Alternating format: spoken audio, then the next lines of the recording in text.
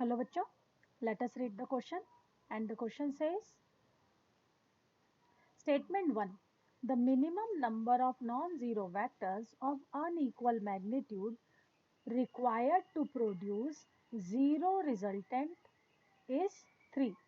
तो स्टेटमेंट 1 हमें कह रहा है कि minimum number of non zero और अनइक्वल मैग्नीट्यूड है ना, non zero vectors of unequal magnitude, अगर उन तीनों से मिलाकर, ठीक है, अगर हमें जीरो रिजल्टेंट उनका डेवलप करना है तो कम से कम हमारे पास 3 वेक्टर्स होने चाहिए। ये स्टेटमेंट 1 है।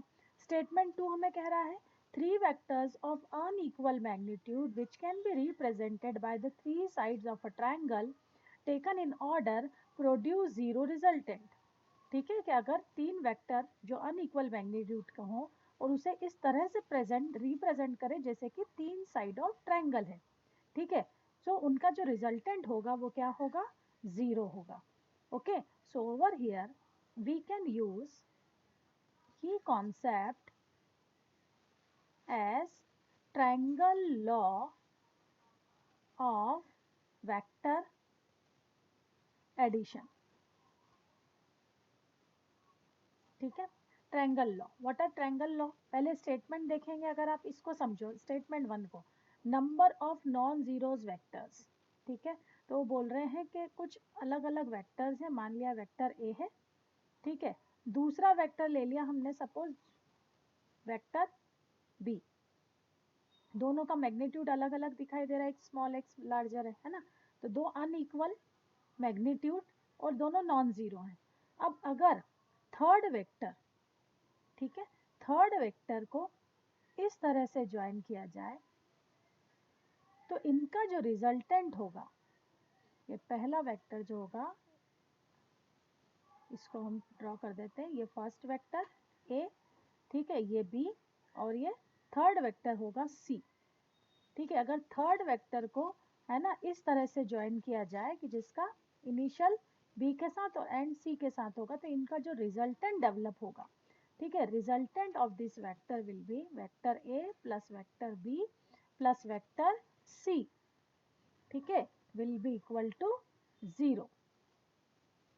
ये हमें पता है ना, कि अगर 3 मतलब ये देखिए ये नॉन जीरो वेक्टर है, ये नॉन जीरो वेक्टर है, दोनों का मैग्नीट्यूड अनइक्वल था, तो हमने अगर थर्ड वेक्टर को है ना इस तरह से, जैसे दूसरी तरह से बताती हूँ, जैसे एक वेक्टर हमने वेक्टर ए ले लिया, ठीक है, दूसरा वेक्टर बी ले लिया, और है ना ये दोनों का मैग्नीट्यूड अनइक्वल है। अब थर्ड वेक्टर को अगर हम इस डायरेक्शन में इस तरह से ले लें तो हम कहेंगे है ना, ये तीनों जब ऐड होंगे तो इनका रिजल्टेंट जो होगा वो क्या होगा, 0 होगा। सो ये कह सकते हैं कि हाँ कम से कम 3 चाहिए हमें जीरो करने के लिए, मैग्नीट्यूड को रिजल्टेंट को जीरो करने के लिए हमें कम से कम 3 वेक्टर तो चाहिए। तो दिस स्टेटमेंट इज करेक्ट।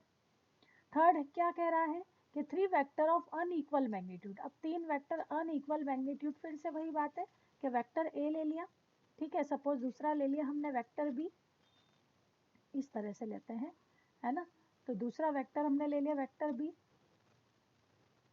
इस तरह से, वेक्टर बी दोनों का मैग्नीट्यूड अनइक्वल है, उन्हें इस तरह से रिप्रेजेंट किया जाए कि ये ट्रायंगल की 3 साइड्स हो, तो तीसरी साइड कहाँ होगी, इस तरफ, करेक्ट, इसको स्ट्रेट सपोज करेंगे है ना, तो ये थर्ड वेक्टर जो होगा इस तरफ होगा। तो इनका ये अगर 3 वेक्टर को ट्रायंगल की साइड के थ्रू रिप्रेजेंट किया जाए टू प्रोड्यूस, है ना, टेकन इन ऑर्डर, एक ऑर्डर है, देखिए ये फर्स्ट का एंड जहाँ हो रहा है वहाँ से सेकंड स्टार्ट हो रहा है, सेकंड का जहाँ एंड हो रहा है वहाँ से थर्ड स्टार्ट हो, तो ये ट्रायंगल को इस तरह से रिप्रेजेंट करे कि एक ऑर्डर है, तो इनका रिजल्टेंट 0 होता है। तो वही वाली बात हो गई, R is equals to vector A plus vector b plus vector c is equals to 0, that means statement 2 is also correct। और जो statement 2 है वो statement 1 को है ना explain ही कर रहा है। So which option is correct? Option A, statement 1 is true, statement 2 is true, and statement 2 is a correct explanation of statement 1। I hope this is clear to you. Thank you.